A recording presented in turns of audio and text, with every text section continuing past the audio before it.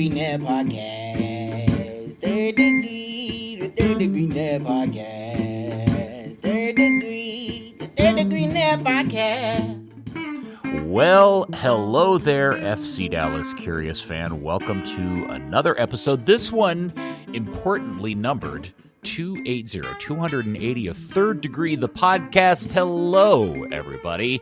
Here he is, the man of the hour. Lots of him in this episode, the good Dan Crooke. Howdy, Dan. Oh, Christ, I'd better leave now. you might want to just have an internet faux pas real quick if you don't want to. I can't hear you. And your hero, my hero, everybody's hero, editor, founder of thirddegree.net, and the original soccer influencer himself, the good Buzz Carrick. Come in, Buzz. Hey, fellas, I want to thank you both for coming in and doing the podcast in a week when absolutely nothing of importance happened for this franchise. There's no news to talk about at all. Had to drag my sorry, sad ass to my computer on a late Thursday evening after watching the latest episode of Rings of Power. How's that show holding up? I'm not a Tolkien book reader. You know, I'm just kind of a consumer of the movie and TV show versions of it. Right. It's Me okay. too. It's better than I thought it was going to be, but I have a feeling that if you're really into the story and the lore and the canon and all that, I'm sure it's an utter disaster and nothing but to laugh at. So, well, I'm not a learner of Lord of the Rings either, but there was some clunkiness in the first season of storytelling, but I enjoyed it much more than I did, for example, The Wheel of Time, which, being a big, huge book fan on that one, was an absolute dumpster fire. Well, that show's terrible. Yeah, it really is. Not good. Okay, well, let's get into it. Nobody cares about the Rings of Power. What everybody cares about is the giant news that finally dropped that we have talked about for... How long have we been talking about this? 2 years? Almost 2 years. It was late in last season that we first started hearing about a stadium, and then I was at some presser kind of event, and I specifically asked Dan Hunt about it, and that's when he first flat out mentioned that yes, we're doing this with as coincided with the World Cup. So it's been almost it's been over a year, so something between a year and a half. It is exciting. I don't know how many people who listen to the podcast were around back in 2003, 2002, that whole period of time after Lamar took the team over. And the original, I still don't know how many people are aware that the original stadium was going to be going in McKinney, Texas. Right. And I think either people forgot about that or don't know that up until the last minute when McKinney essentially took their football and went home, right. That's where the stadium was going. And then it all seemed lost. Like, I'm trying to remember the whole background about what happened how long between the McKinney divorce and the Allen deal finally came together, how much time passed. Do you remember? The Frisco deal, I mean. Yeah, no, it was not very long at all. Because if you remember, this, of course, the Hunt's willingness to take on the FC Dallas, at the time Dallas Burn franchise, is what saved it from relegation. And the reason they were willing to not relegation, from collapse, death, from being shut down. Relegation is the same thing.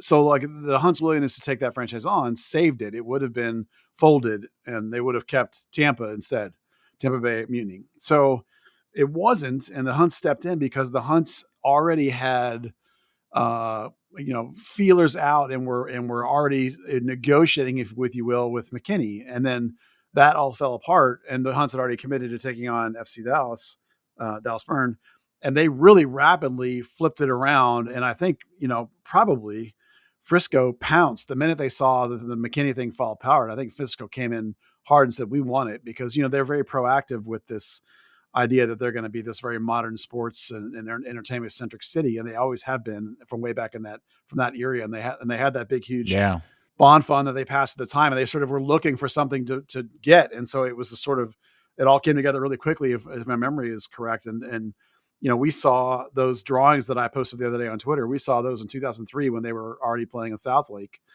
And then, they had that dirt started moving around. There was that sign up there on Main Street up in Frisco when I first went there and looked at it.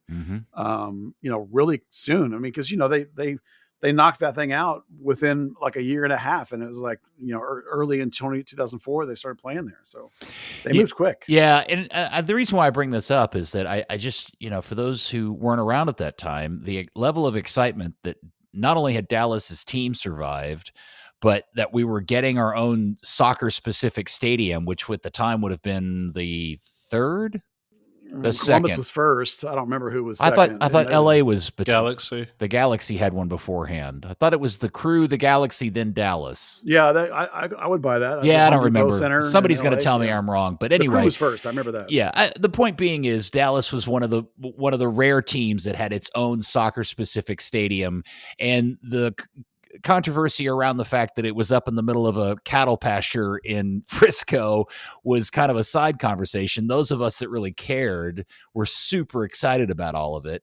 And so what I feel like is happening this week is that level of kind of newfound excitement over something that had kind of started to wane in fan excitement to a certain degree over the last few years, which we can talk more about per what happened last night. And it really was cool to kind of see people get excited about the future of the club when the renderings came out, because, we can talk about our own individual levels of excitement about that. But I think by and large, the reception of the renderings, what they look like in those drawings, was a total home run for Dan Hunt.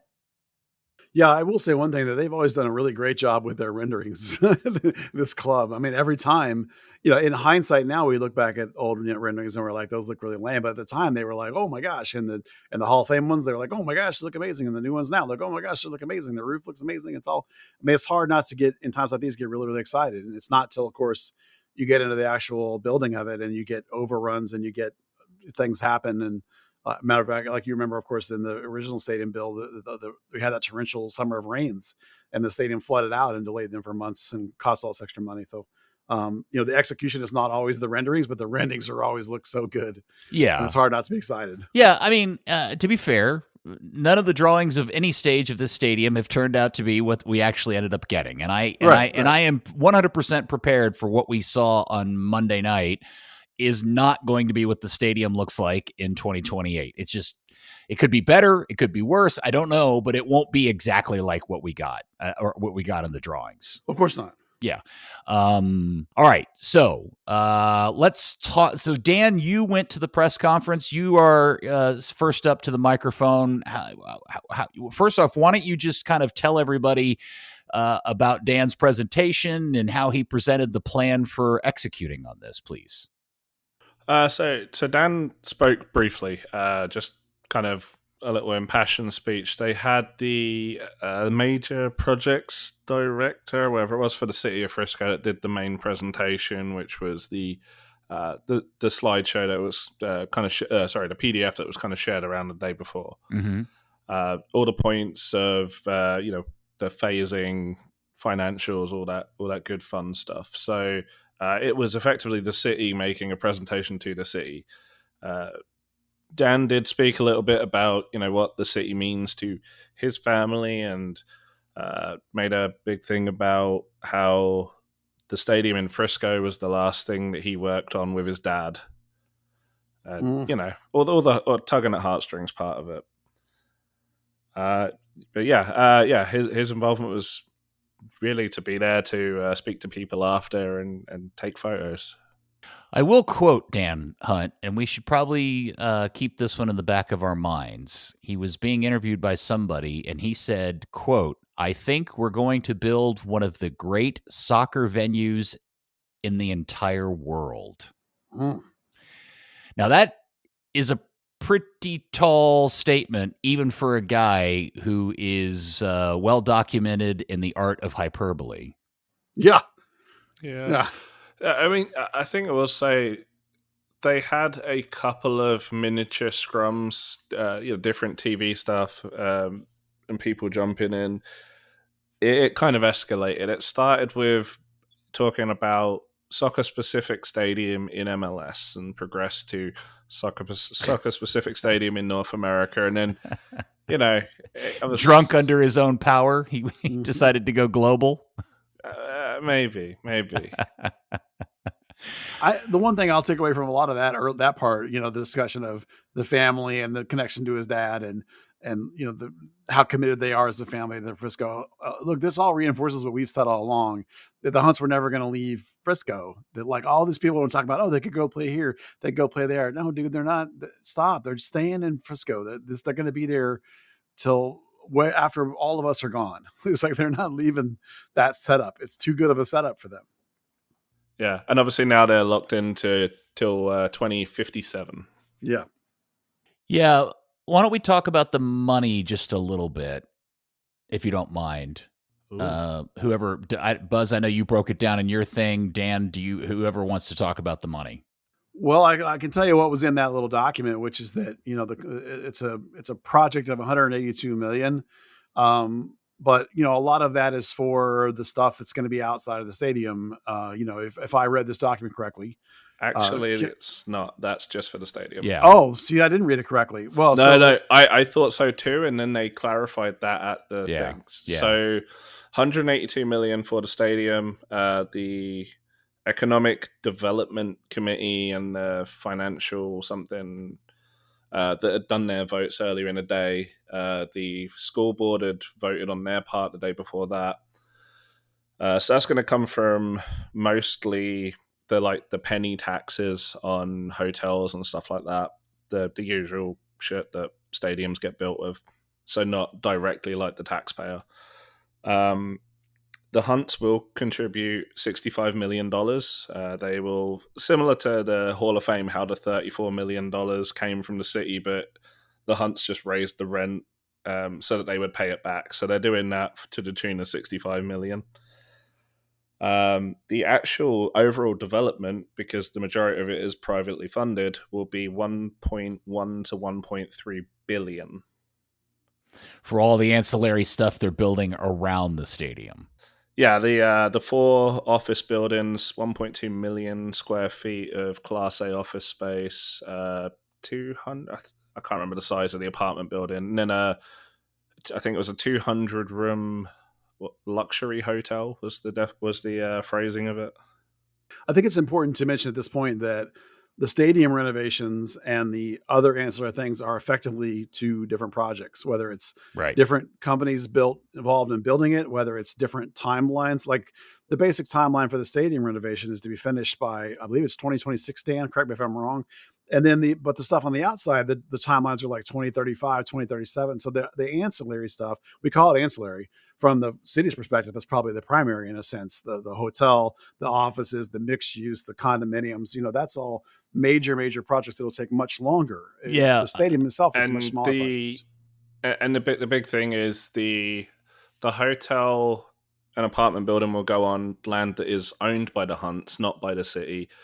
The 4 office buildings will go on land that is owned by the Hunts. So they're obviously going to gain in that way.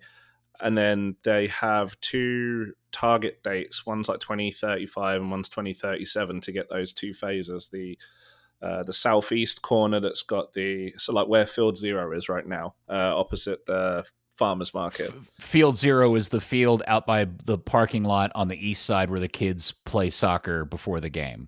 Yeah, right exactly. on Main Street. Yeah. So that gets done by 2035. They get a kickback of something, like a grant kind of paid back to them, which kind of goes back to the 65 million, I guess, that they're paying. And then the same with the 2037 for the 4 office buildings. Yeah, to me, it's kind of interesting because one of the kind of cool things that have happened, Buzz, you did this and other people did it, is starting posting photos of what the stadium looked like and the surrounding area looked like when the place first opened. And it was essentially a stadium, a bunch of soccer fields, and nothing else. Yeah. But the promise back then is that all this stuff would grow up around it. And certainly in the 20 years, or effectively 20 years since then, a ton of crap has grown up. There's a brand new city hall. There's all the stuff across the street on Main Street, the stuff directly to the west of it, the stuff on the other side of the tollway. All that is, new in the existence. So now it's almost like there's a phase 2 of that same kind of growth pattern that's going to take place over the next 15 years. of watching all this other stuff replace the stuff that has grown up in the first version of the stadium. So they kept referring to the halo effect. It's what they're talking about for the PGA of America headquarters and for the Star, where exactly like the stadium, you build it and then everything else kind of grows around it. So for them now, because Frisco Square's already there, that's not getting touched. What they're talking about now for their halo effect is, if you cast your mind back a couple of years, right? If you drove along Main Street, you would see Soccer Corner, and then you would see absolutely nothing, and then you would get to like the old downtown area where like Summer Moon is and that steakhouse that burned down. Now the rail yard's there, and everything's kind of filled in between where the big silos are and the old downtown. Well, that area is now going to fill back into the stadium because you've got this development. You've got Roller Towns putting that tap room in where the grain silo is next to the farmer's market. So they're talking about, this now all encompasses the rail district as like an enormous entertainment area. Yeah. There's lots of plans, man. It's going to be really cool. And there's a ton of money involved in this. The Hunts are just essentially paying rent, for a bigger rent for a lot longer time. The money's being fronted obviously by something else, but I think the important part for people to know is that when there are cost overruns, and there will most absolutely certainly be cost overruns, as there was with the Hall of Fame and the South End remodel reconstruction and the original build, the Hunts that comes directly out of their pockets. They're responsible for paying all that, and it won't be couch cushion money. It's going to be a substantial amount of money, whether that be because of delays, inflation on construction costs, is when the concrete costs went up during the South End reconstruction, or if the Clark and Dan Hunts of the world decide they want their own personal suite in the building that wasn't in the original plan, like they have at Arrowhead, they got to pay for all that out of their own pocket. So it's a big investment on their part. There have been even times like halfway through the build, they're like, wait, we want to change this. Like in the original build, like the fact that it was in the bowl and they got all those rains, wasn't there originally like they were going to come out at midfield? There was going to be like a tunnel that was going to come out, and they moved all that. Yes. And they put the elevators in the north end, and then, it's like it all changes. And those overruns, and even the weather ones back in the original time, because they lost like 40 or 50 days or something from rain. I want to say the overruns were like $40-50 million that time, if my memory serves. They definitely been way up there both times. I think the other thing to know is that, when they decided to put this thing up there, this was a long-term vision for Lamar Hunt. I don't know how many people that are fans of the club realize and understand just how much land both the Hunt family and the Jones family have been gobbling up in Collin County for a time dating well before this stadium was there. I mean, they've been doing this for a long time, and the amount of land those two families own in Collin County is substantial, and both of them now are cashing in on all that ownership.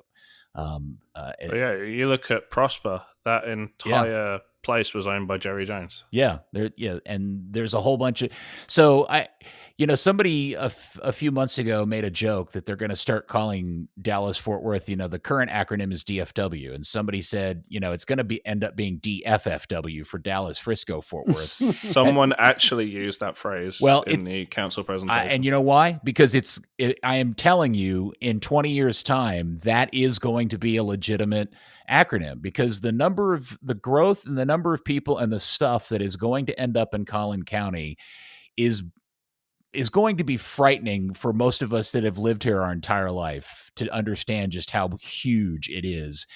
And all of us that tried to debate and argue people for why they were wrong for putting this thing in Frisco 20 years ago, we're all just going to sit around and go, we told you so. This was the right thing to do, because even 20 years later, it's still the right thing to do. But 20 years from now, it's absolutely, in hindsight, going to be the absolute best thing they could have done in terms of market potential and audience, et cetera, et cetera. That is the most positive thing you've ever said about the Hunt family. Well, look, I got to give them credit. Fair. I mean, I would have loved for them to have figured out a way to build a stadium somewhere in Dallas County proper, but that doesn't exist. It never existed. Yeah, the thing to remember, and new fans won't know this other than us having said it, is that this franchise was saved because of this stadium. It wasn't literally this one at the time, but then 2 months later, this is the one that they got. And this is why this franchise still exists.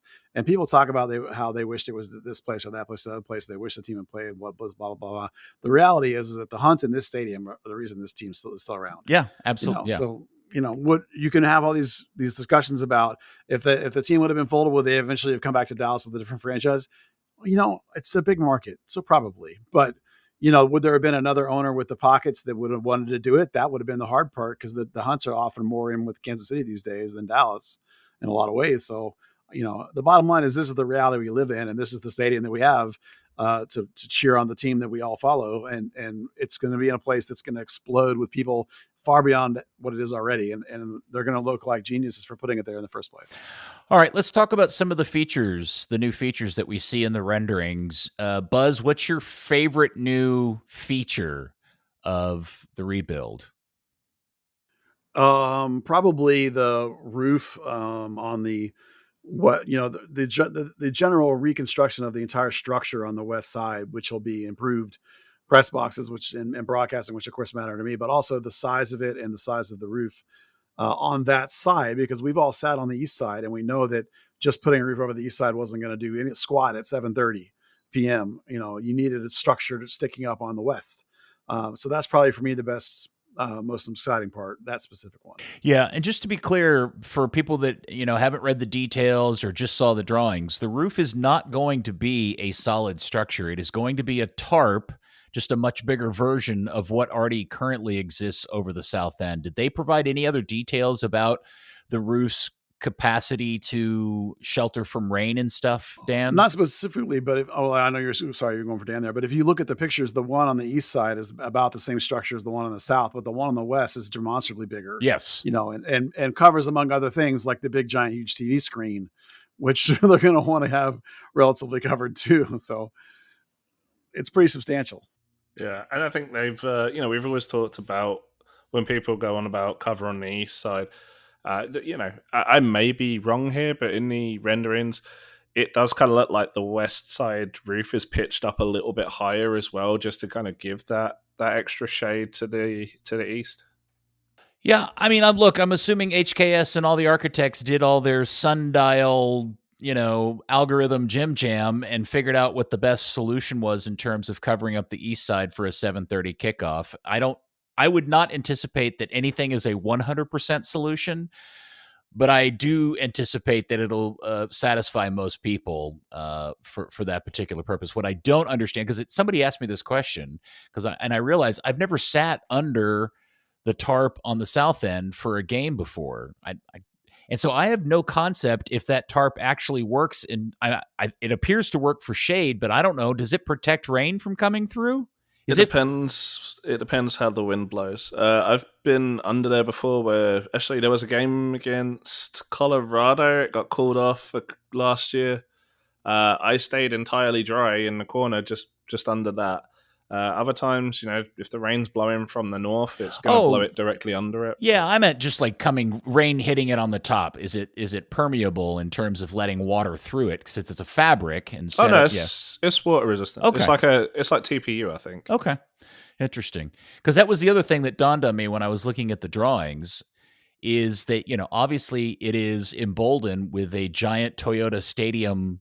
The Toyota logo, stadium. If they change sponsorship, how do they fix that?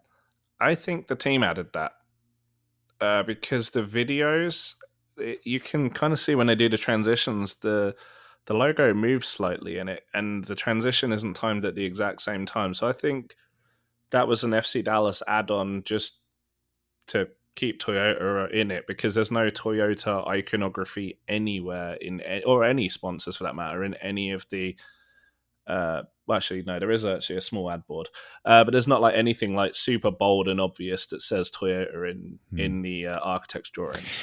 Yeah, well, it would be surprising to me if they didn't put a logo on the roof for all the obvious reasons, but at they do have one on top of the stage roof right now.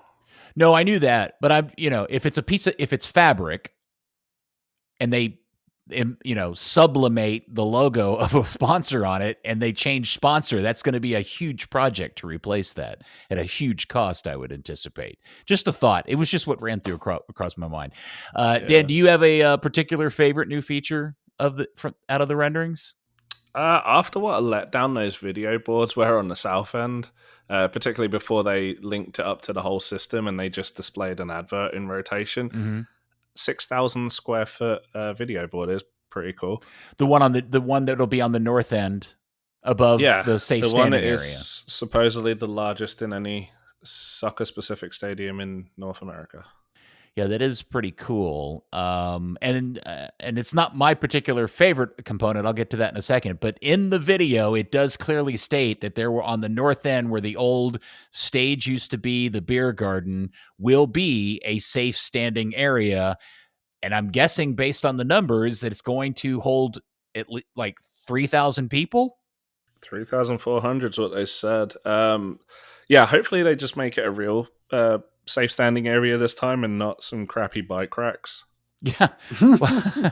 Yeah, they could run out to Frisco ISD and get all their old used bike racks they were throwing in the trash. No, I suspect it'll be very, very nice, especially with that video board.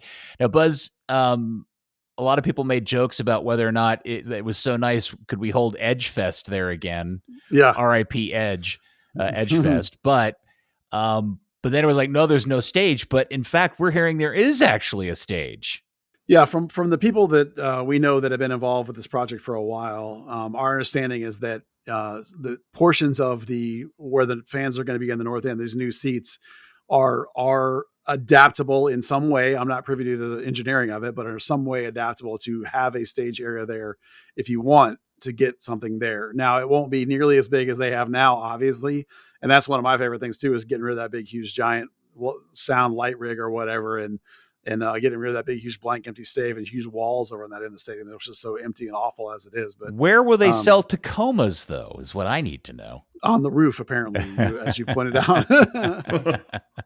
I'm sure they'll find a place in the walkways as they do now to have Tacomas or whatever. That would be the Dr. Pink parking lot. Right. Actually, Buzz, you just said a word that is my favorite part of the renders, and the thing I'm most excited about is it appears, now I don't know this to be true because the renderings don't give it a full detail, but I'm excited by what appears to be the correction of the problem of the original stadium, which was trying to get around the entire place in terms of the size and width and breadth of the concourses.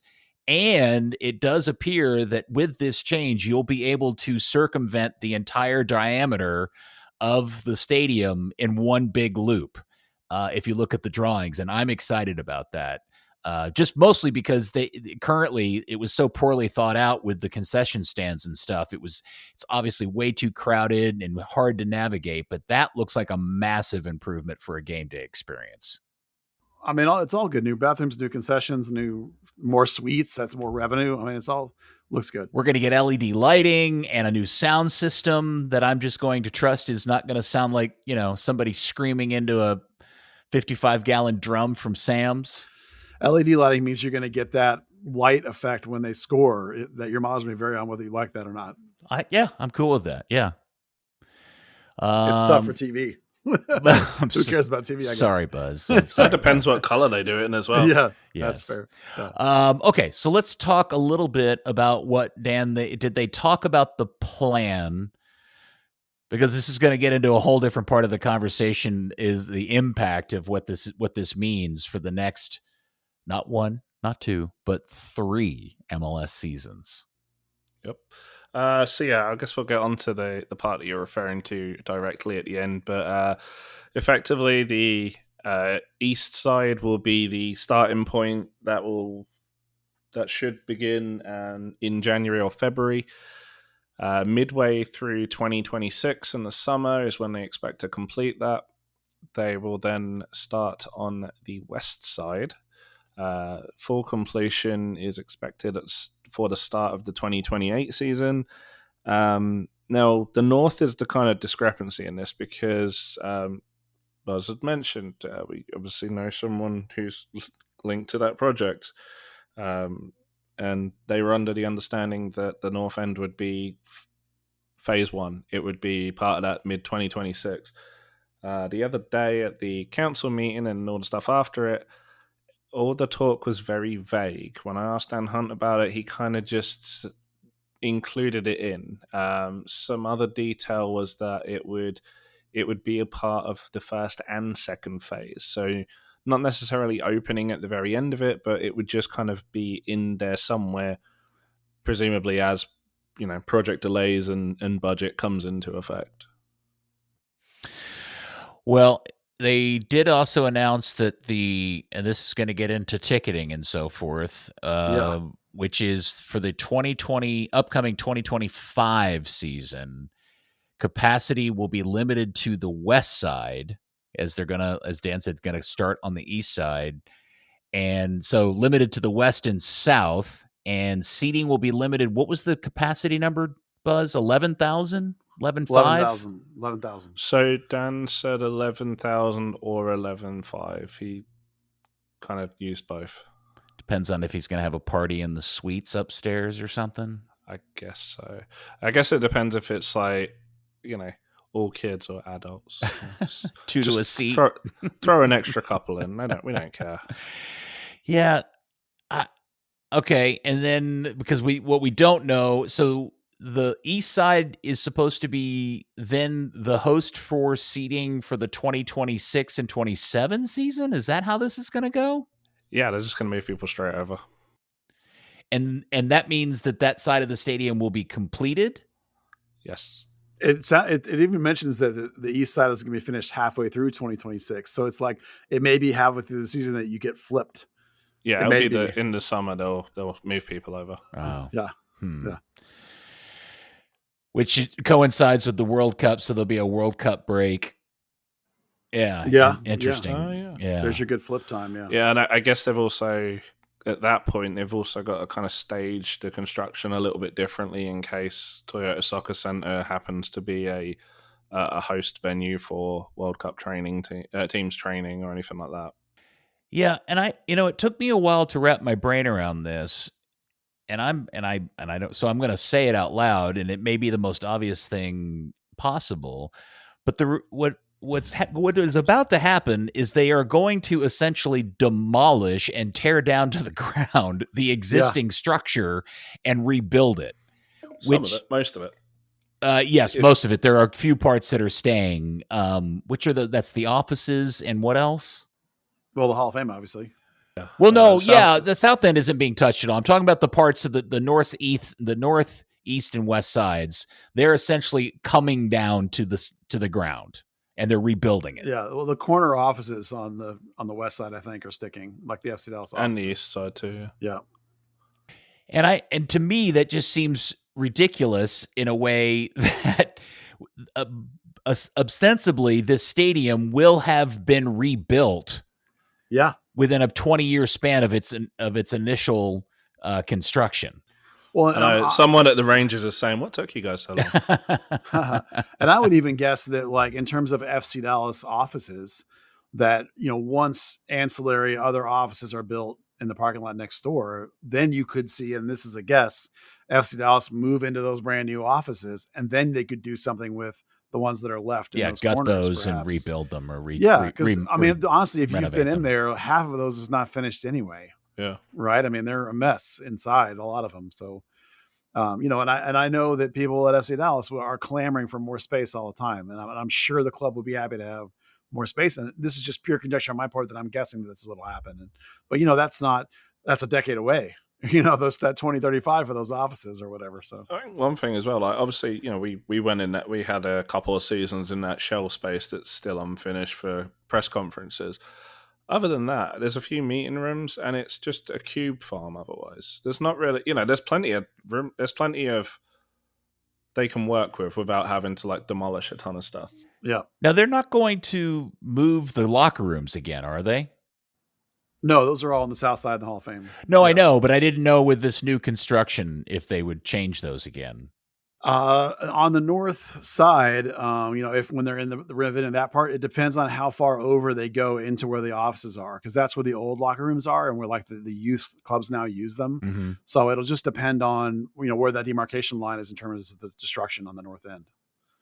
And are there any planned changes to any of the Toyota soccer complex at large in terms of the fields or Dr. Pink Stadium or any of that? Was any of that included, Dan?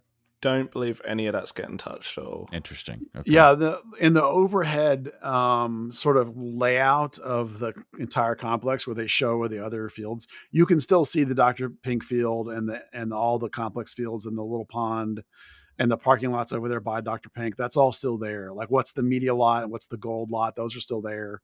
None of that stuff looks changed in any of the stuff we've seen. There are some parking lots will be lost, and they're going to build a parking garage somewhere, I read. So one of the office buildings is going to go where the Platinum lot is right now. Where the what? Platinum lot. Oh, okay. Just adjacent on the west side. Yeah, the one where US Youth Soccer is.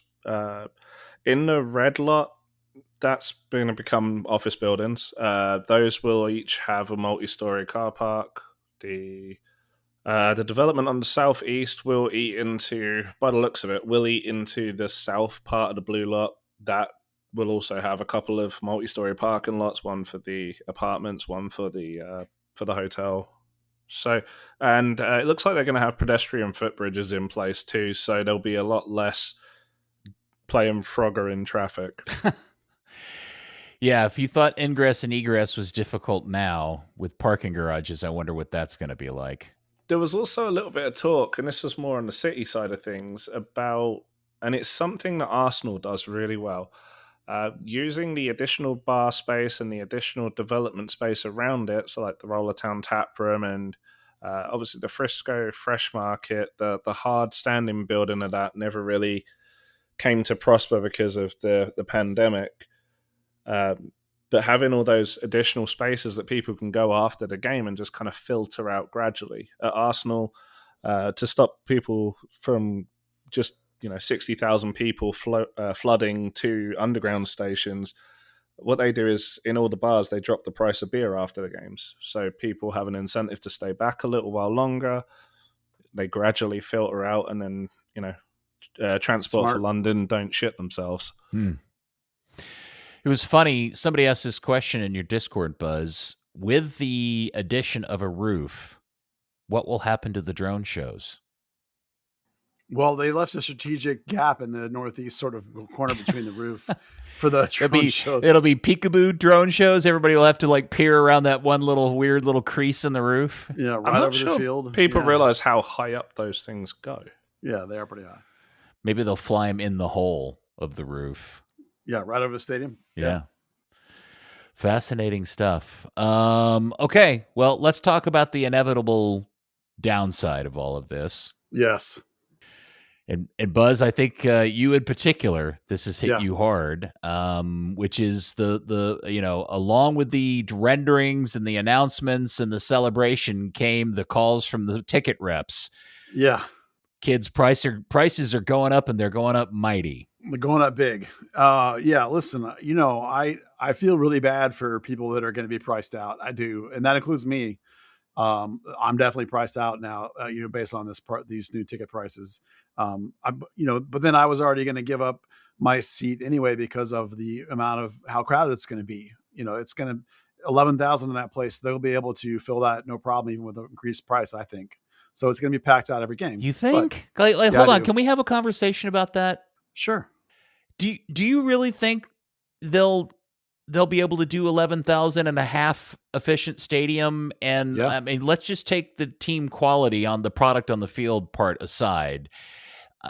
I'm just going back and thinking about what a mess that stadium was when they were doing the South End. And that was by and large restricted to just the South End. This is going to be for a year and a half. The entire east side of the stadium is going to be gone. All that parking is going to be lost. I'm really concerned about what this impact is going to have on the entire game day experience and people's temperament for doing that. Yeah, if you think about the construction in theory, since I'm not involved in it, you are going to lose the east side and you'll lose all that parking on the east side, but in terms of construction, but you won't lose all of it because they're not building on that east side parking lot. They're just going to use part of it for the construction. Well, the people that are going to be there are the people that were filling the left half of the stadium, and all the parking on the left half of the stadium is still there. So for everyone that's going to be going, their entire half of the stadium will be exactly the same. And the parking lot will be the same. The concessions will be the same. The only difference is that when you look across the stadium, there won't be anybody sitting over there. That's it. It'll be like what the lone construction worker will be over there, just like he was in the South End.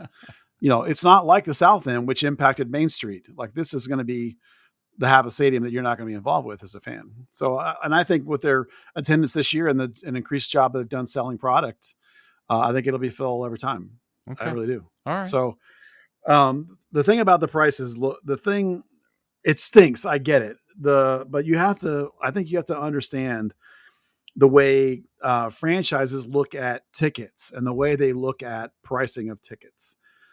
Scarcity works in their favor big time. It's basic supply and demand. They want their ticket to be perceived as scarce. It's why they don't just sell cheap tickets. They sell expensive tickets and then you give you kickbacks and things like that, right? So they want a high price. They're probably clasping their hands in glee at the fact that they're going to be able to get these higher prices because of the limited scale and demand. And I quite cynically am sure that 3 years from now, when the whole stadium is open, the price will not go back down. The price will stay at this higher price.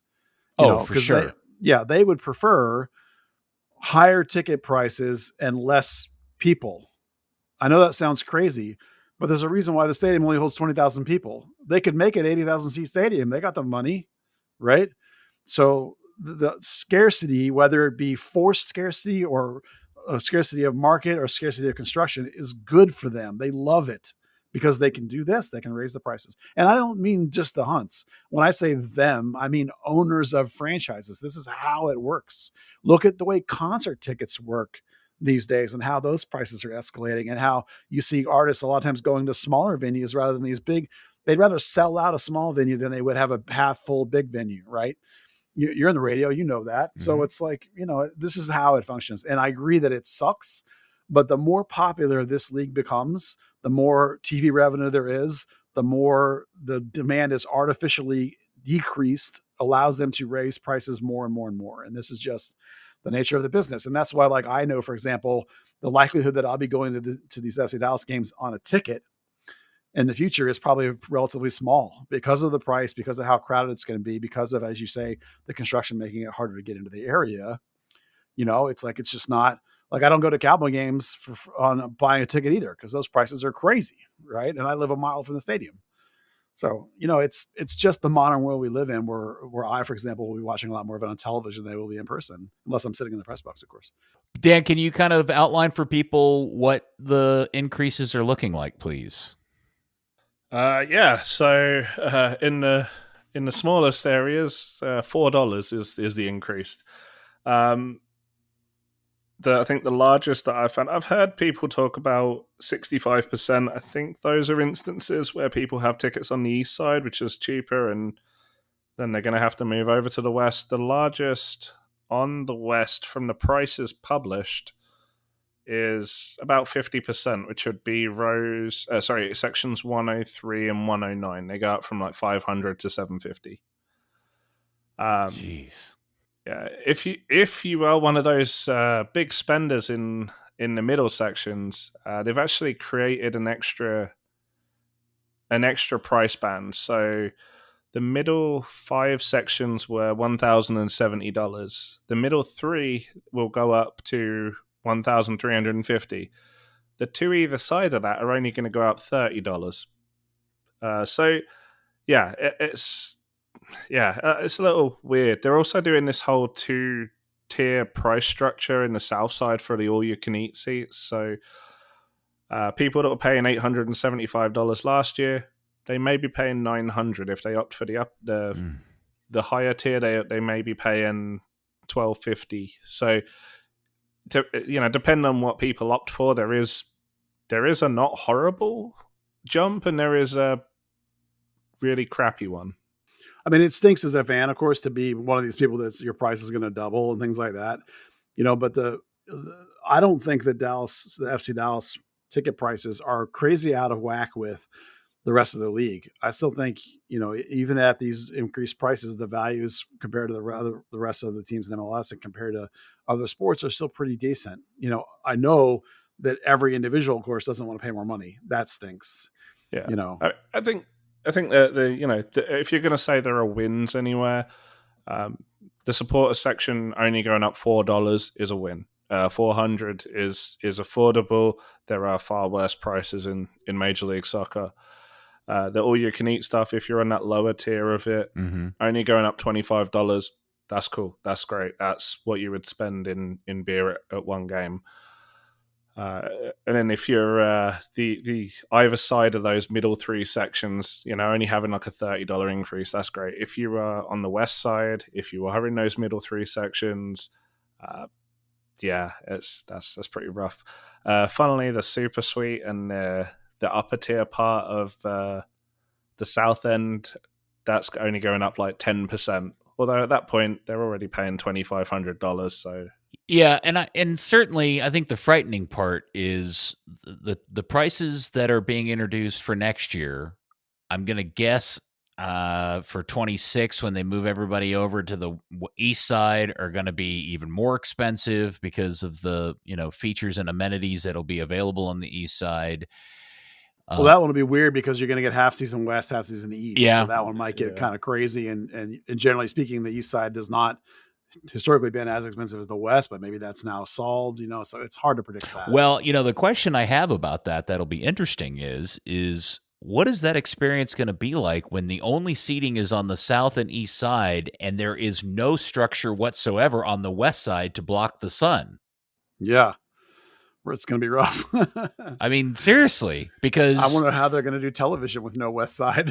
I'm sure they'll figure something out, but the idea of the sun having unfettered access to the east side until it hits, because currently with the way everything is, about 8:00, the existing structure blocks the sun. If there's nothing there, I mean, it could be sunset on an August day. I guess it depends how much of the structure they actually keep. If they knock the whole thing down, that's going to be terrible. If they kind of keep some of the shell up. I think they're tearing that whole damn thing down, Dan. I think they're literally raising the entire west side and starting from scratch. You buried the lead. Think about the whole season of amazing sunsets you'll get from the east side. It's like a It'll scene be like sitting on your porch, drinking a beer. No, it'll be like a scene out of Dune, Buzz, and staring into the sun, getting sun blindness. That's going to be brutal. Fadaikin will be pissed. Say that again? No, I just made a Dune reference, that's all. Free sunglasses sponsored by Advocare. But the point I was making, I was trying to get to before I got sidetracked with that thought, is by the time this thing is finished, in 2028, the season ticket prices for 2028 are going to make people's ears bleed. Because they won't be the same. They're not going to, whatever the price is next season in 26 or 27, those prices are all getting jacked way up for 2028. That's probably likely, but if they're also trying to go from 11,000 back to 20,000, maybe they'll taper them up. But they're going to have the brand new shiny stadium. The hype will never be greater than it will be then. This could be just a repeat of what happened with the South End, right? They did the whole puzzle stuff where they went to like 20 different price bands and they raised prices up 40% in half of the stadium, although they dropped the prices in other parts. They haven't done that this time.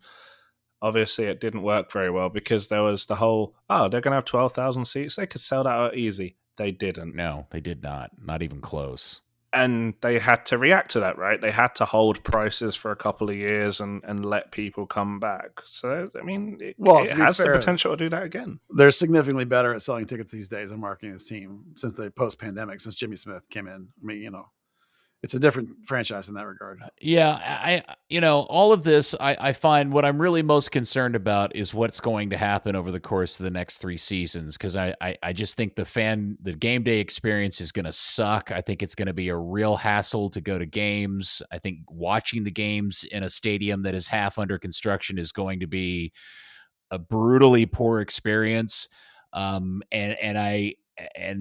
I worry about what the effect that has building up to the excitement of the new stadium, along with the fact that the World Cup is coming and all the excitement that'll be tied to that. The timing of all of this stuff is really, really weird, along with, the current state of the team and the flux that it is particularly in, because I just... That's the one. As excited I am as about the final product, getting to that point, I think, is going to be incredibly painful. Well, remember too, they're counting on this post World Cup bump, and to have massive demand post World Cup. Well, considering it'll be 2 years after the fact, hopefully the bump will still exist at that point. It'll contribute to them being able to sell out 11,000 seats between now and then, and hopefully it means more revenue for the league and for television and broadcasting and everything else, which is what's really important, and then so the revenue will be going up for the franchise, and then they can keep up with the rest of the league, hopefully.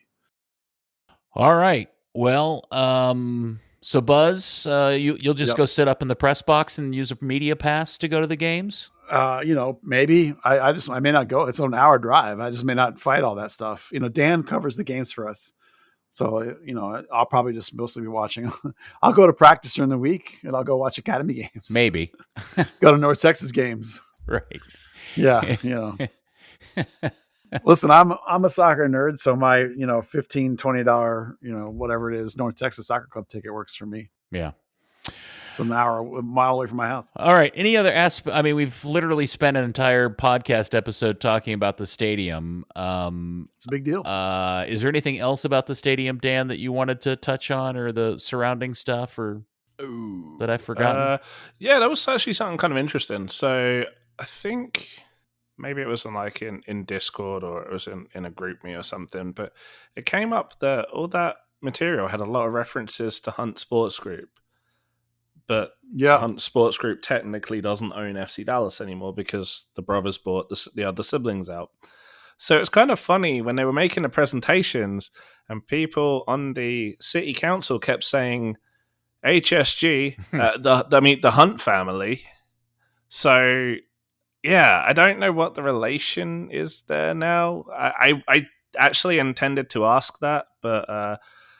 I think part of the complexity there is that the stadium stuff is probably related to the company the brothers founded as owners of the club, but all of the ancillary land stuff is probably larger family HSG related, I would guess. In other words, it's not just Dan and Clark involved in that part of it. I do want to say, I wanted to repeat this story because people have often questioned, like you and I, Peter, have been saying for years now, that Dan and Clark had bought out the rest of their family in terms of ownership of FC Dallas. That FC Dallas is owned by something called, I think it's like Dallas Soccer Frisco Inc. Stadium LLC. Yeah. Well, no, the team itself is operated by something, I think it's called Dallas Soccer Inc. or something. They have, there's many layers to this company. And the way we're 100% sure that that's true is when that young player broke his leg. Do you remember, in training, and sued the team for money? Oh, that's right. Right. So the testimonies, the reporting, the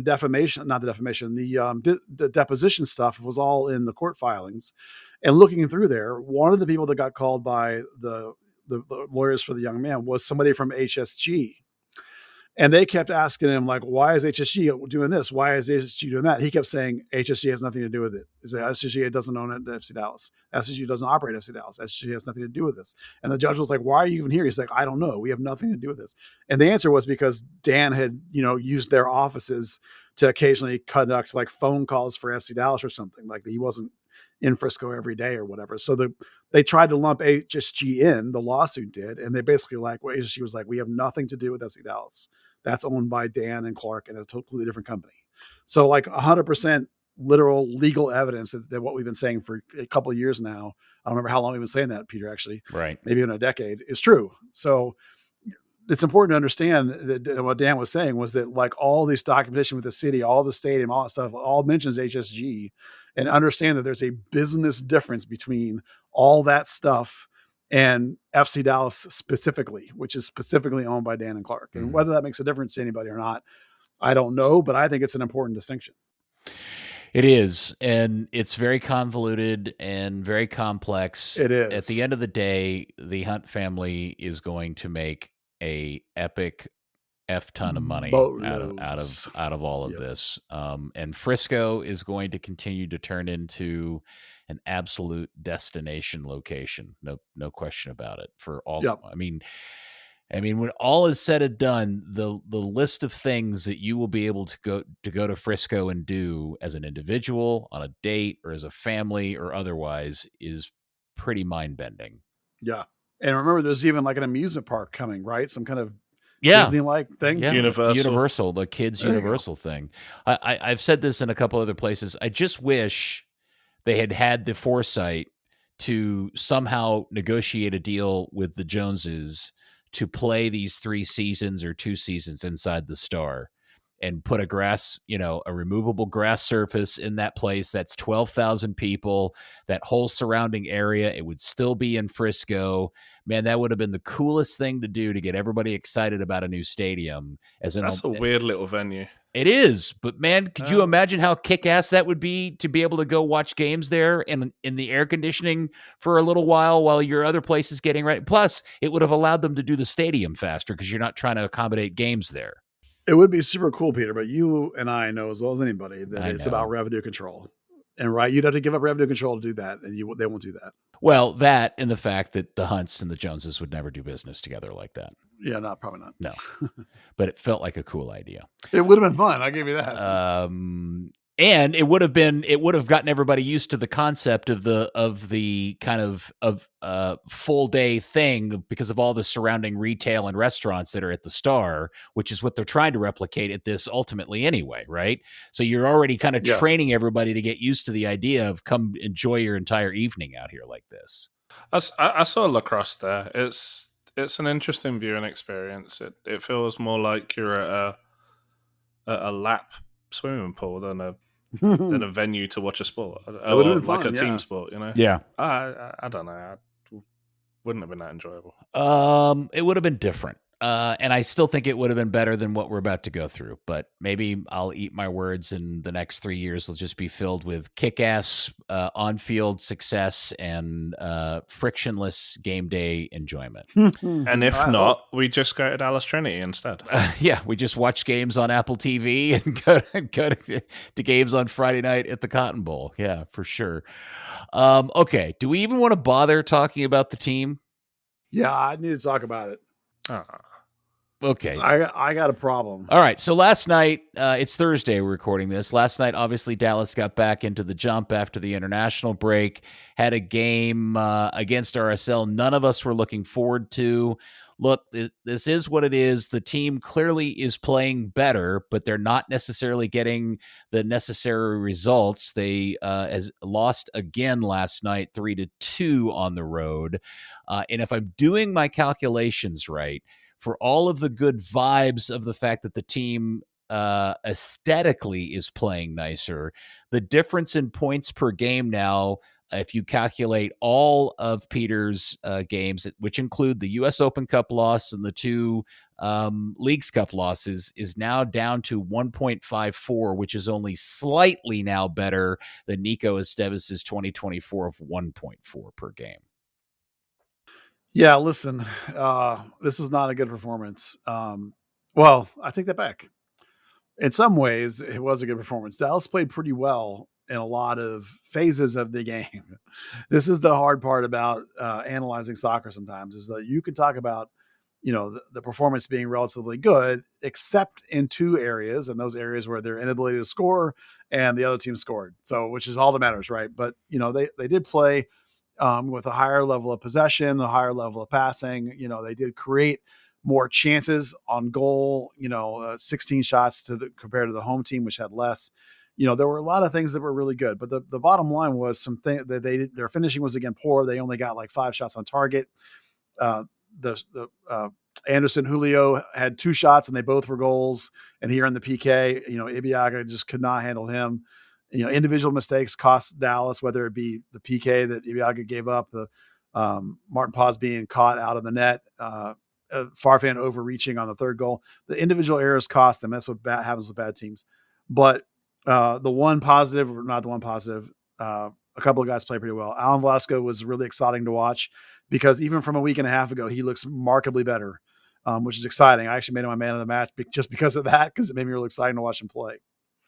But what I want to talk about is the team tactics, because it made my head hurt. And it was an absolute... I'm so glad you're saying it, because I spent most of the game going, what exactly is happening here? Yeah, what in the world is going on? Like, I was watching the first half and I was so frustrated and annoyed. I actually went back and went through the whole first half trying to figure out exactly when the various shifts and changes happened and why they happened. And it was so baffling that people couldn't figure out whether Paul Arriola was playing wingback or Sebastian Lett was playing wingback. And the Dallas formation said it was Paul Arriola. I wrote down Paul Arriola. When they kicked off, Paul was standing in wingback. But the way they actually played, Sebastian Lletget played more wingback than Paul Arriola. And so a bunch of the stat sites listed Lletget as the wingback. Well, we know that's not true because Dallas plays a narrow shape and Lletget is the under 10 underneath wing, the false wing. Arriola was just so high on walkabout that Sebastian Lletget just kept having to cover back for him. So the whole first half, Arriola is just wandering everywhere, and Dallas is caught between playing a back 4, really, because Junk is shifting back, and Nkosi Tafari, if you go look at his heat map in my breakdown, is playing right back, and Farfan's playing center back. Go look at his heat map. You'll see it clear as day. And then Show got hurt and couldn't run basically for 10 minutes. So Arriola flipped sides with Ferreira, which is weird because Ferreira's not a wingback. And so Arriola is now playing left midfield on top of Junka in what looks like a 4-1-4-1 so that they can put a box around Show because he can't run. So while they get Alan Velasco warmed up. And so then they sub in Alan Velasco before halftime with 30 seconds left. They finally get him into the game. That's how desperate they were to get Show off the field. And then after halftime, they actually sub in Ruan for Junka so that they can put Paul at left wing back and put Juan at right wing back, and they can actually get back to the formal 3-4-3.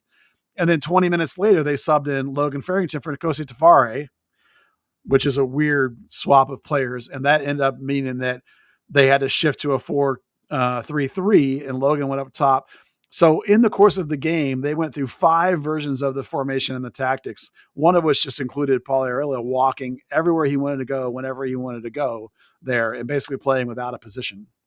So it all drove me absolutely bonkers crazy, and I couldn't stand it, except that Arriola and Lletget had 2 of the best performances on the field and played pretty well. So the more I sat and thought about it, the more I was like, you know what? It honestly doesn't matter as long as your entire team can handle it. And obviously Lletget and Arriola can handle it, but I'm not sure the rest of the team can handle it. And I'm not sure that the idea of having Tafari as a right back and Farfan as a center back is really something you want to do. And that's what it ended up being, and Junka played like an actual wing back. His heat map looks correct, but Arriola's is a mess and Lletget's is a mess. And it was just the biggest chicken soup for the soul tactical setup and execution that I've ever seen. And I can only hope that it was the plan, because otherwise it's just shooting blanks in the dark and I don't know what's going on. I watched it, and along with everything you just talked about was the, now expected Jesus just doing whatever he wants to do throughout the game. I saw him playing. Yeah. I saw him playing out on the touchline. I saw him coming back for the ball between center backs. I saw him playing way up front. I mean, he was all over the place. And what made it, and that just because of the Arriola essentially doing the same thing. It was like everybody just had a free roll, right? Exactly, in the game, which seemed really weird, and it looked very unorganized. And it was probably the worst I've seen out of Luxen's team. It was a mess. And I just hope that it was all intended, because if it wasn't intended, I don't know what that says, because it was a technical disaster. But then again, like I said, those 2 guys played pretty well. Ferreira continues to improve. He wasn't ideal, but he continues to improve. His free kick that he jumped on, which the broadcast missed, was hysterical. Was just sublimely well done and smart on his part, But then Petar Musa had a horrible game, yes, in part because he didn't see a lot of the ball because those guys are going wherever they wanted. Well, but I was about to say this. He looked so frustrated. Yeah, and that I thought I got frustrated with him. There was there's one moment in time, I can't remember if it was just after the start of the second half. They're doing this weird thing where they're trying to like do one touch ball and these tiny little triangles trying to get out of a, kind of a press of some sort. And somebody plays him a pretty poor ball right at midfield near the touch line. And he immediately gets it tackled away from him.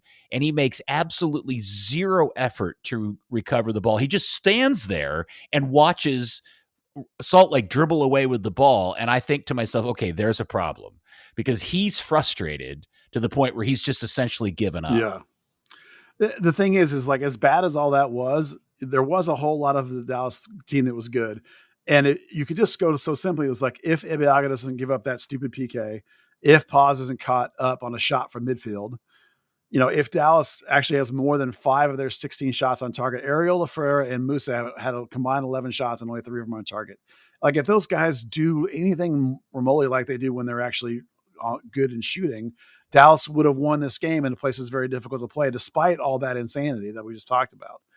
But I contend that I will continue to contend that insanity of all that movement contributed to the individual errors that happened in the back. Because people were, Farfan was overreaching, Nikosi's out of position, Ibeaga's left on an island. Paz is out too high. Paz is out too high, trying to compensate for all that. And I contend that discombobulation led to Musa not being involved as much as he should have been, and all of those guys being not as clinical on goals they should have been. So, I'm not going to blame it on that, because there are a lot of people that will just say, look, the great teams in the world do all kinds of stuff like that all the time. That's true. Messi, Paul Ariel's not Messi. I'm sorry, he's not. So, like, you can't play. What? Yeah, you can't play like you can't play like Musa is, playing for Man City, and he's got guys underneath him that are world class. It's not the same team. You can't play like that. You can play similar ways in small ways, but you can't just let guys just go. Like Jesus, maybe I'm used to it, but Paul was driving me crazy, and I love Paul, but that I just, you can tell I'm still frustrated about it. Like, I was so frustrated while watching it. I watched the whole thing, went back and went through the whole first half again. It's just about like, what is going on? You're a masochist. I know. And then I had to figure out the changes in the second half too, like what that were caused by Farrington coming in, and then it was a disaster tactically. So I needed to thanks for coming to my TED Talk. I needed to get all that out, because I was yelling at the television at 1:30 in the morning yesterday. It was frustrating. And I thought what was really interesting is that at one point they started going through the available subs list, and what Luxane had available to him versus what Mastriani had available to him was a clear reminder that this entire season is all about just really crappy, poor roster construction. Yeah, they rotated a bit because they could afford to against Dallas. Yeah, but they were also winning the game 2-0 with a rotated. I mean, that's the thing is, yeah, their MVP was missing. They put Diego Luna on the bench. It was rough. They gave a guy his first ever start. It's just, and he had the assist on the game winner. I mean, I don't know where you two are at this. I've said this in your Discord. I've said it on this podcast. I've said it on the radio.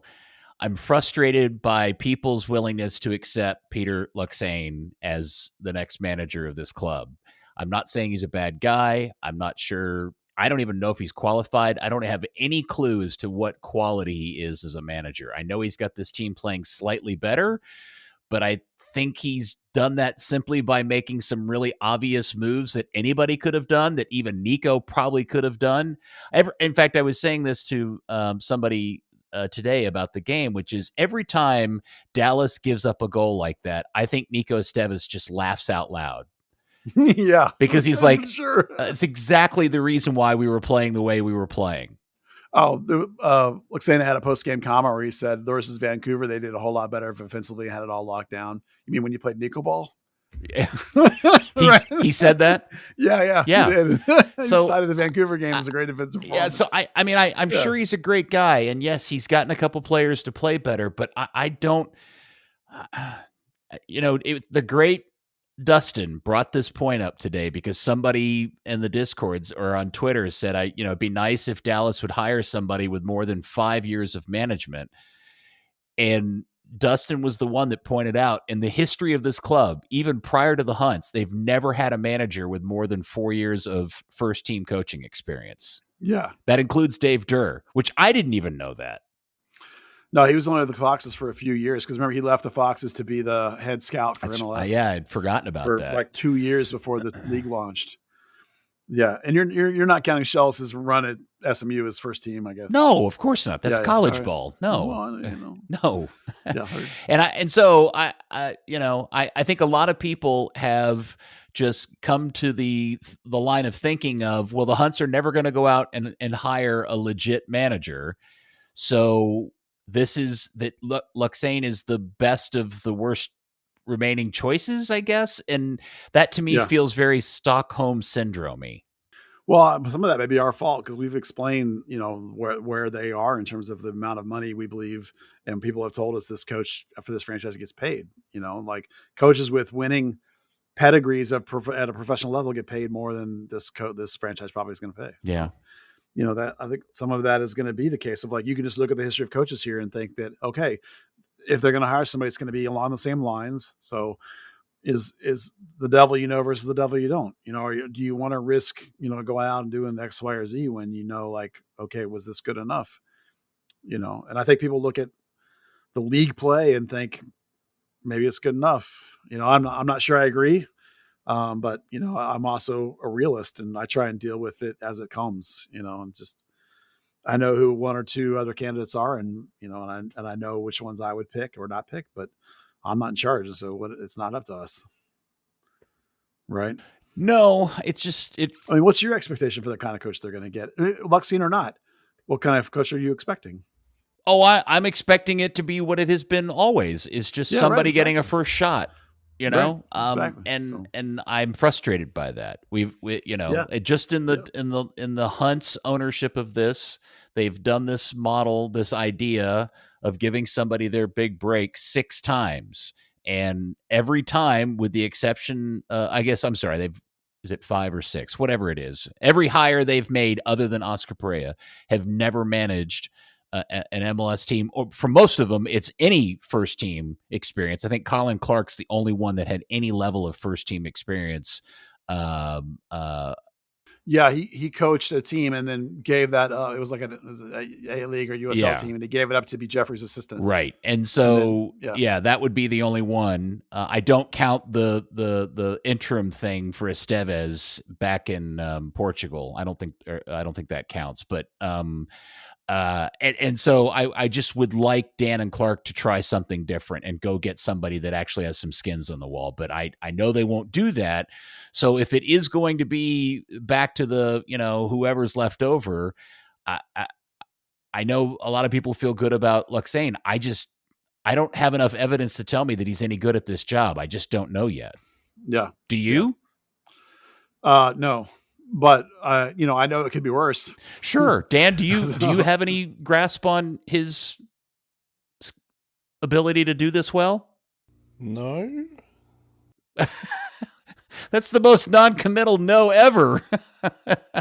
What I do have a firm belief he is good at is managing of men. Like he does a good job from what my witnessing of it, of rallying guys, putting an arm around him when he needs it, ripping a guy when he needs it. I think he's good at that part of building camaraderie, building a locker room. I think he'd be good at that part. Do I believe that he has the tactical nuances? I would have liked to think so, given the level he played at. But to be honest, like you said, I think some of the changes he made were relatively obvious. And then some of the things I think he's trying to do are either overreaches or they're just over complications, or they're just bad choices, or it's just he's not doing anything. And it's just completely like whatever you guys want to do. I actually wondered, one of the reasons I went and looked at the first half of the game is I actually wondered if it was one of those situations where they went and stood there like coach had lined them up, and the minute they kicked off, that probably Paul as the captain just rearranged the whole lineup. Like I know that's happened here before. Like when you lose a locker room, a captain will do that. They'll go out on the field and say, screw that stuff coach said, here's what we're playing. Chad Deering did that at least once that I know of. So like, I really legitimately wondered if that had happened, and went and tried to see if I could find any evidence of Paul immediately just changing it all. And I couldn't find that. It didn't happen until after Show got hurt around the 33rd minute. But other than him going walkabout, which was just instantaneous, it just was all over the place. Well, I'm looking forward to Saturday night. LAFC, Giroux and Carlos Vela and the whole crew are coming to town, and they're in a bit of a battle now because they ended up drawing their game against Austin on Wednesday night, and they're trying to get battle for position, so they're needing a win. And so it'll be fun to see what that looks like on Saturday night at 7:30 at Toyota Stadium. Well, maybe Dan will have a little LAFC, but if we want to talk about Dallas real quick, Show probably is going to have to miss because he's hurt. So, you're going to have to drop Leggett in next to Mendy, depending on whether you rotate or not, of course. So Seeking and Sutherland can come back in. Otherwise, I don't know why you would change very much. Juan will go, I imagine will go. The question would be, is Velasco healthy enough to give him a start? Because if Velasco is healthy enough to give a start, then you can go with Velasco and Ferreira. That'd be kind of cool. And that actually makes a lot of sense with the Leggett probably having to drop in next year. Oh, by the way, I think the other thing that we forgot to mention is that somehow you dug up some news on somebody being added to the season-ending injury list. Yeah. There's two things. First, I did find out that Giovanni's in town, actually. So he is here. Somebody I know saw him. So that's, you might as well be Giovanni Jesus. Giovanni Jesus is actually in town because I wasn't even sure if he was in town. And then the MLS posted a refresh on the official roster. Basically, they copied the roster dance, and then did their own version of it for every team. And they just did a refresh of it. And lo and behold, on the season-ending roster list, other than Paxton, is Liam Frazier. So we knew he was out for like 2 months or something, but we thought there was a chance he'd be back for the end of the season. But apparently he's been slapped on the season-ending list, which is probably how they added Juan to the roster, actually, because Show replaced Paxton, and then probably unofficially, Ron placed Liam Frazier, if that makes any sense. Does that mean his time in Dallas is over? I mean, that'll depend on whether they pick up his option or not, but probably, maybe, could be. It depends how much you like him or not, or who the new coach is going to be. Okay, so Dallas and LA, 7:30. We'll see what happens. Can I give you some hope? Go. All right, so just real surface level stuff. LAFC hasn't won a game since July 20th in the league. Really? That's amazing. Yeah. Since July 4th, they've won 2 games, and that time FC Dallas has won 4, I believe. But since getting back off League's carpet, they lost to Houston, they drew with Houston, they lost to the Galaxy, they drew with Austin the other day. So, yeah. Oh, that's right. They went on a 3-game winning streak at the end of June until they beat LA, the Galaxy, on the 5th of July. And since then, the only game they've won is that road game at Seattle back at the end of July. That's crazy. Yeah. So lost to Columbus 5-1, drew at home against Salt Lake, beat Seattle on the road, lost to Houston at home, then turn around and tied Houston in Houston, lost to LA just the other day 4-2, and then drew Austin last night. Wow. I guess on the flip side of that, they did just bring Carlos Vela back. Carlos Vela's back. And I for like $5. Yeah. I mean, that's the most ridiculous. I somehow, some way, we're all going to find out how they. Have you heard the story that he didn't even bother cleaning his locker out? No, I didn't. Yeah, he was so convinced he was going to end up back up at LAFC somehow. He never even bothered to clean out his locker. Wow. So it's like this whole thing that they've probably had in the works forever and ever. And the quote unquote air quotes of talking to San Jose was just, nothing. He was always going to just wait until the last minute and re-sign with LAFC. He just wanted a little break. Yeah. For a pass at the buffet down in the VIP lounge underneath the stadium. So right.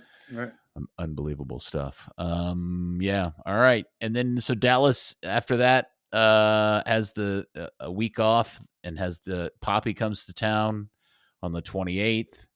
They go to the Earthquakes on the 2nd, Portland. So there's 4. I don't know, Buzz. What's the point situation? I mean, it's done and dusted. They're not making the playoffs.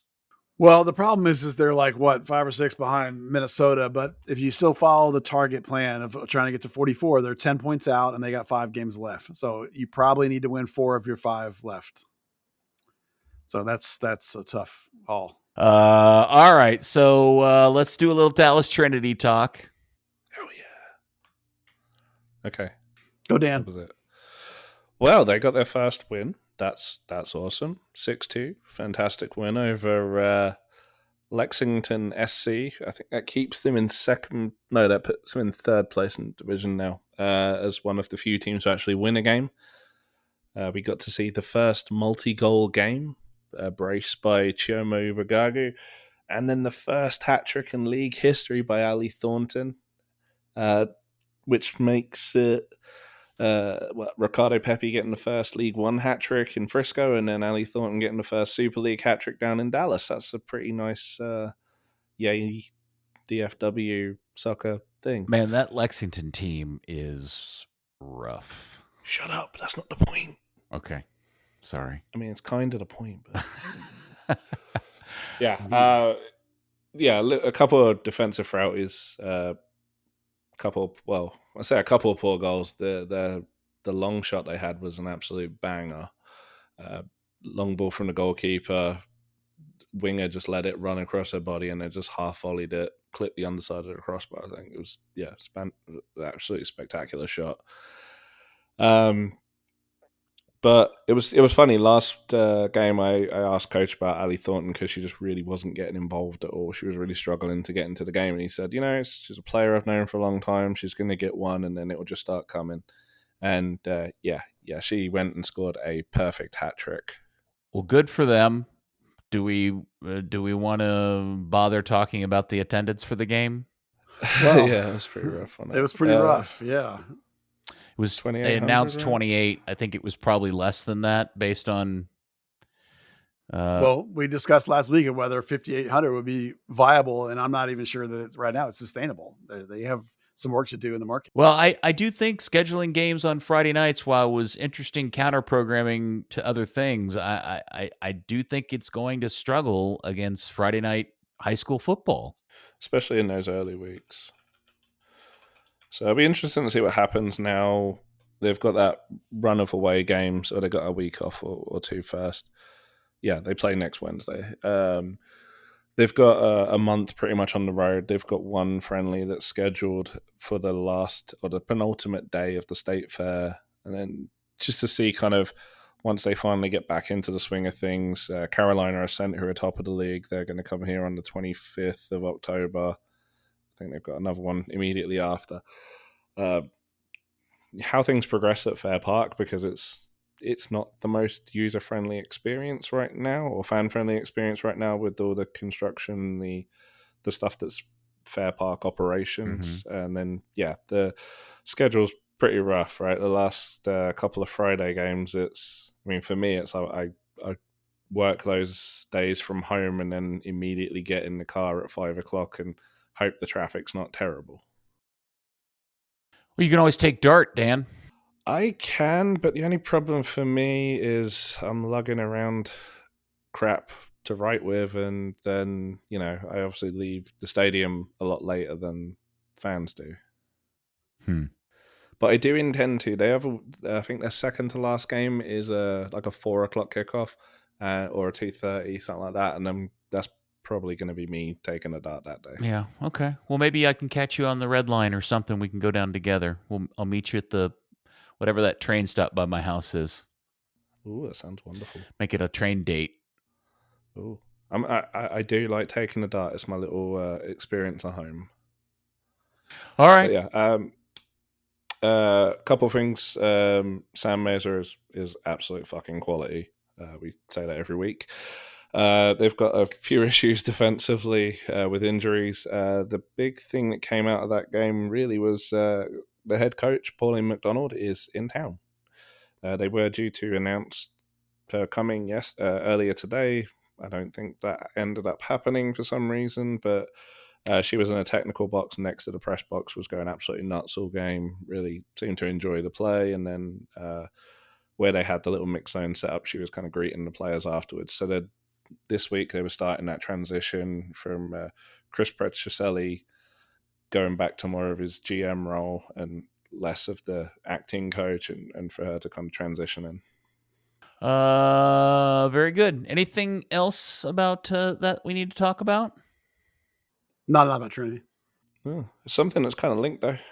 Shout out to Emery Adames, who's just with the US under-20s. They just lost the semi-final of the World Cup yesterday to North Korea. They're going to play Holland for the bronze on Saturday morning. So she is a Seattle Reign player.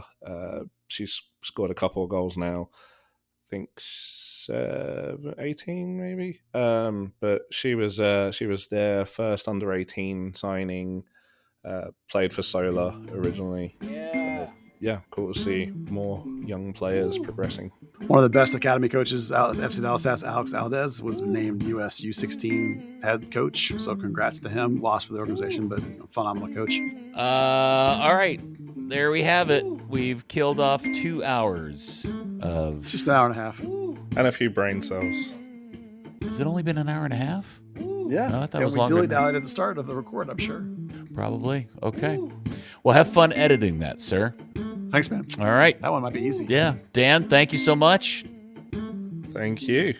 Buzz, will we see you out at Toyota Stadium on Saturday? Yeah, I'll be out there for this one. Yep. All right. We'll see you there. Very good. And hopefully see you too, FC Dallas Curious fan. We will speak to you next week on another episode of Third Degree, the podcast. Allegedly, there is a soccer game on Saturday. Who knew? Third Degree, the Third Degree Net Podcast. Third Degree, the Third Degree Net Podcast. Third Degree, the Third Degree Net Podcast. Third Degree, the Third Degree Net Podcast.